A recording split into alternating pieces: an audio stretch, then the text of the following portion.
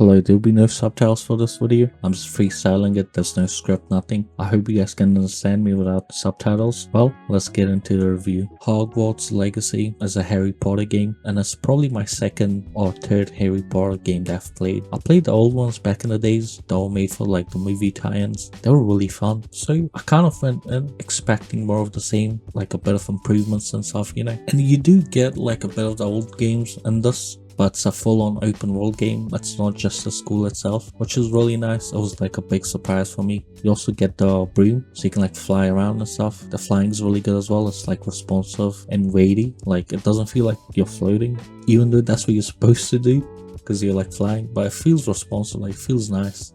Hogwarts Legacy dropped in 2023, I think, or 2024. It's a really well liked game by the people who are fans of Harry Potter. As someone who has never really watched any Harry Potter, like I've seen like clips of it here and there, like parts of it on TV when they used to come on, but I was never really a big fan. My older brother was really into Harry Potter, so please keep that in mind for this review, that I'm not a fan. I'm just like a newcomer coming into the IP, into like Harry Potter's world and stuff. If you want someone's perspective that has watched Harry Potter, then I'm not that guy. Like I'm not that.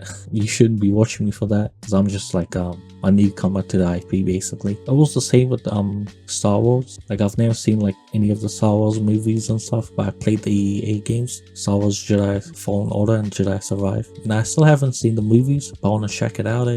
Hopefully this game does the same and it makes me check out the Harry Potter movies. Well, that's besides the point. Hogwarts Legacy was received really well. I think got like 80 something on Metacritic, and it sold 24 million, I think. That's heaps of copies. But it did really well like on all platforms, console, PC. It released even on Switch 1 and Switch 2. Switch 2 I think released last year, October or November, and the game does a good job of capturing that like Harry Potter magic to it, that feeling. Even though I haven't seen like any of the movies, I still have seen clips and parts of the movies here and there, so I can kind of grasp what Harry Potter is supposed to feel like, and this game does a good job of it. I didn't play it when it first came out because I wasn't that interested, but Epic Games recently, they gave out the game for free, like the full game, so it made me want to like check it out and stuff, and that's why I'm making this review. If you got the game as well for free from Epic Games, I'm pretty sure you're like curious as well if you should play this game, and that's what this review is for. I'll go with the good, the bad, and my overall opinion. As for the positives, one of the biggest one is the graphics. It's really well done. It's not just full on realistic, it has a mix of art style in as well, so it really like complements the whole game instead of going for like full on realism like some games do. And sometimes those games like end up looking really generic, and same with like having a crazy art style. People don't really mess with them, especially like Avowed. I think that's what's called, Avowed. Yeah, it has like a really distinct art style, but most people don't mess with it because the art style like so strong, and then like it's like really in your face. And Harry Potter, it has like realistic graphics mixed with kind of like a fantasy like art style, and they really complement each other, get in the way of each other, you know, like the art style isn't affecting graphics in a bad way, and same with like the realistic graphics isn't like affecting the art style. Everything from like the environments to the character designs, they all look really unique and really nicely done, especially like the school itself. The architecture of the school itself, it's really well designed. I don't know if it's like straight up from the movies. I haven't seen the movies and I can't really remember if they've like taken the design straight up from the movies or like if they put their own spin on it, but either way it's really nicely done. And the school's like really big as well. Same with the open world, that's huge, and there's like small things you can find around the school, the open world. Another big positive point that I could give to Hogwarts Legacy is the sound. Not just like the sound design for fighting and casting spells, which they are really good, but like the environment sound and stuff, walking around like different environments, they're really well done. They sound really crispy. I really like it. Standing near a waterfall, trees, walking around grass, they all have like a calming sound design. It's that mix of fantasy and realism, not just in the art style but in the sound design as well. The developers did like a really good job of it. The game OST is like another big one they've like locked in. I don't know if they got the same guy that does the OST for the movies. It does sound like some of the OSTs I do remember. some of them like from the movies, so it does seem like they've probably brought the same guy. If they didn't, whoever is doing it for the game, they've done like a really great job, because it sounds authentic to the movies, but also it sounds very different compared to like most other games. It's very like theatrical and cinematic, if that makes sense. It reminds me of the Star Wars OST from the games, and many people said like it's the same case for the movies as well. They're very like theatrical and cinematic. That's the case for the Harry Potter movies as well. Then they've done like a really good job. Also the voice acting, I guess that counts in this section as well. For most characters, there are some bad ones here and there. I won't call them bad, they're just like average or below average. The main character sounds really nice, because there are some games where you can choose like your gender and your voices and stuff. Sometimes they're like off. Some people, they don't really like main character's voice in Assassin's Creed Odyssey, the male. They usually play as a female character, but I played as the male because I don't mind his voice. I know most people don't mess with it, so I'm glad they locked in for Harry Potter. They got it right. Both the female and the male voices, they sound good, not just for the main character but the NPCs as well. Teachers, the students like standing around and stuff around the school. You can't talk to most of them. Some of them that do talk, they all sound good. So yeah, sounds like another big plus for this game. Sadly, I think that's it for like the positives. I had a lot of issues with this game, so let's dive into the negatives.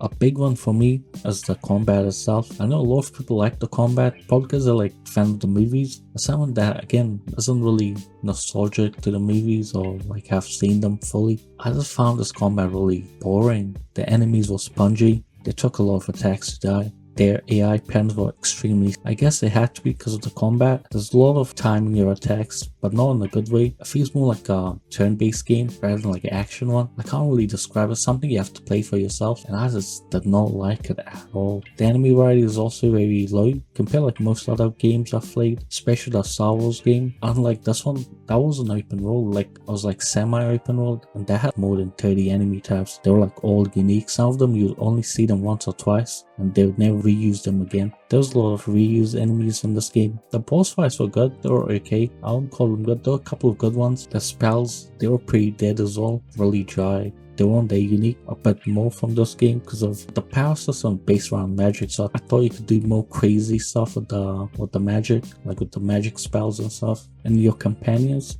the AI is also really dumb, so they didn't do a lot. They're not really like helpful and stuff, they're just there for background noise basically, which is kind of annoying. But the combat, it is responsive, it does sound nice. It's not like all bad, it's just, it is my opinion at the end of the day. So I would say check out other reviews and like read some Reddit posts and stuff, because most people are glazing the combat. I just did not like it at all, I don't know why. If anyone can like describe it in more detail in the comments, that would be nice, because this is the best I can say about the combat. It just didn't feel right. I just don't know why. I think because there was like no freedom and stuff, because the game does pitch itself as a RPG, but you can't choose your spells and how you want to develop your character. It's more linear, and like it's like the developers are like pushing you, you know, instead of you discovering or finding new things with the combat. The developers like, you should do this, do that, in a really weird way. I just did not like it at all. Another big one is the story itself. Maybe it's like similar to the movies, and I might just not mess with the Harry Potter IP, but it was like really childlike in a way. And I know Harry Potter's like for teenagers and stuff, but they do have more mature writing in them. Like dialogue's way more interesting. I have seen clips, like I do remember moments from the movie. None of the characters have any personality. They just like yapping for no reason. And the dialogue is like so long for each cutscene. Sometimes when I'm listening to a cutscene, I feel like it could be summarized in way less words and sentences. They're just like spamming it. It feels like the writer had no one to tell him to stop, you know? And they just went off. They just kept writing and writing.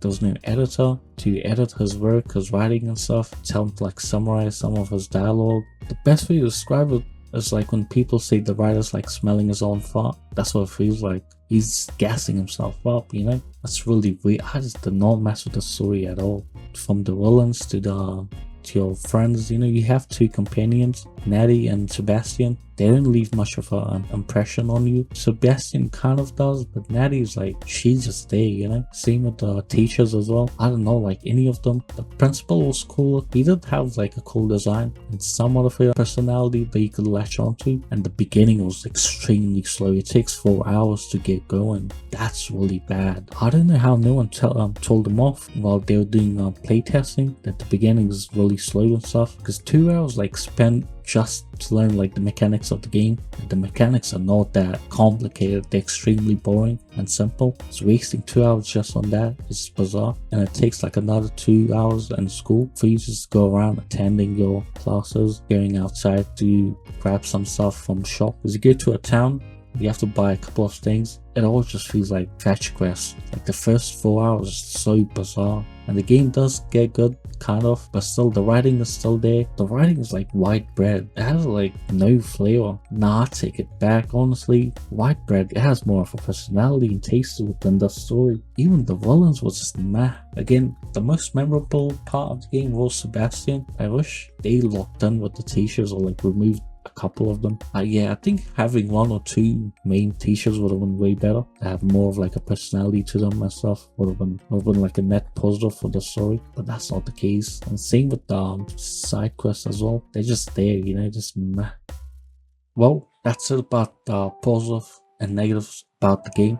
Overall, it's an okay game if you get it for free, if you get it like on a deep sale. But I would not get this at like half the price, especially not full price. And did it make me a fan of the IP? Honestly, no.